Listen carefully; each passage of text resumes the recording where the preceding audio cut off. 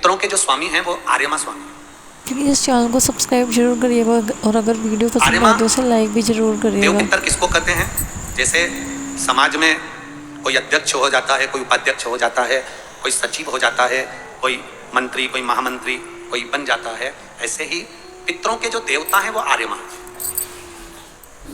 पितरों के जो देवता हैं वो आर्यमा। आर्यमा ने एक निर्णय बना रखा है, अपना एक सभा बना रखी है। उस सभा में जो जीव अच्छा कर्म कर जाता है उसको एक पद पर प्रतिष्ठित कर दिया जाता है, जिसको देव पितर कहते हैं। देव पितर का काम क्या है? कोई तुमसे पूछे कि पितर और देव पितर में अंतर क्या है, पितर और देव पितर में अंतर क्या आता है, देव पितर का कार्य क्या है? हम जब भी कोई पूजन करते हैं तो कहते हैं पितृ देवता, बोलते कि नहीं बोलते? पर आज तक हम ये नहीं बोलते कि देव पितर का कार्य क्या, देव पितर क्या है।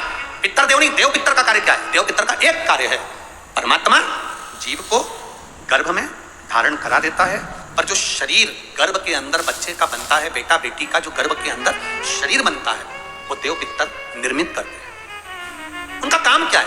देव पितर का सबसे बड़ा कार्य है कि गर्भ में जो बच्चा है उस गर्भित बच्चे को शरीर कैसा देना, उसके नेत्र ज्योति कम रखना है, श्रवण शक्ति कम रखना है, उसकी छाती में, उसके हृदय में, उसके दिल में छेद करना है, हड्डी को कमजोर करना है, पांव टेढ़ा करना है, हाथ टेढ़ा करना है, या उस शरीर को सही तरह से निर्मित करना है।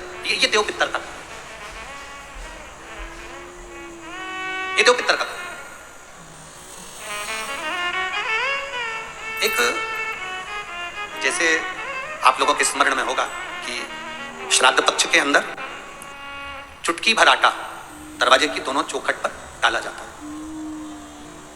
किसी किसी के यहाँ दरवाजे पर आटे से रंगोली बनाई जाती है, कहीं देखिए आप लोगों ने कि नहीं देखी? स्मरण में होगा किसी के दरवाजे पर आटा डाला जाता है, वो देव पितर के भाव से डाला जाता है। जिस बेटे बेटी का मंगल विवाह नहीं हो रहा हो, शुभ कार्य की सूचना नहीं आ रही हो, बहुत दिनों से एक फाइल कहीं लगी हुई है, अटकी हुई है, नहीं काम हो रहा, हम उनसे कहेंगे ये जो 16 दिन श्राद्ध के हैं, जितने दिन निकल गए, जितने दिन बचे हैं उन दिन में आपके दरवाजे के बाहर एक चुटकी घर से आटा लाकर चौखट के इस ओर, चौखट के उस ओर, दोनों जगह चुटकी भर आटे को डालना प्रारंभ करो। 16 दिन श्राद्ध के पूर्ण हो, जब अमावस्या आए किसी जलाशय, सरोवर, तालाब, बावड़ी, कुआं, उसके पास में घी का दिया लगाकर आना, बाबा से प्रार्थना कर आना। केवल 22 से 24 दिन निकलते हैं और घर में कोई शुभ कार्य की सूचना आना प्रारंभ हो जाती है। वो देव पितर का, वो कार्य देव पितर का। वो देव पितर किस तरह से करेगा? बेटे की शादी, बेटी की शादी, हम कहें किसी के 42 साल भी अगर उम्र हो गई है, 40 साल, 42 साल, 35 साल, 38 साल, शादी नहीं हो रही, तो कर देखना, एक बार बाबा से प्रार्थना कर देखना। देव पितर का कार्य क्या है? घर में शुभ कार्य को करवाना, घर में अच्छी चीजें लाना, गर्भ में जो बच्चा है उस बच्चे को शरीर पूरा देना, ये देव पितर का कार्य है।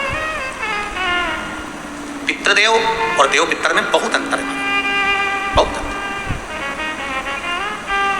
एक चुटकी आटा, अब तो थोड़ा सा रंगोली का काम ज्यादा हो गया, नहीं तो हमने पहले भी कथाओं में कहा है कि 3 जगह पर आटे की रंगोली काम करती है, जिसका फल 1000 गुना होता है। 3 जगह पर आटे की रंगोली काम करती है, हमने पहले भी कहा।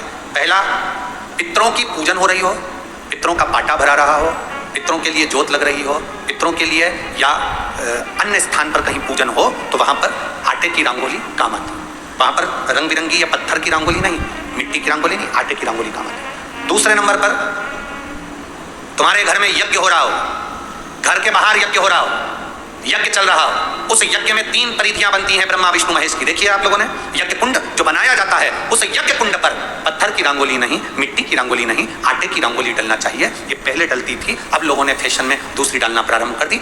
आटे की रंगोली डली होती है जब हम सांकल्य छोड़ते हैं, अग्नि को जब हम सांकल्य देते हैं, तो जिस आटे की रंगोली उस पर बनी होती है, तो हमारी जो सांकल्य छोड़ी जाती है उसमें से एक अंश भाग हमारे पितरों के खाते में चला जाता है, जिससे पितरों की मुक्ति प्राप्त हो जाती है।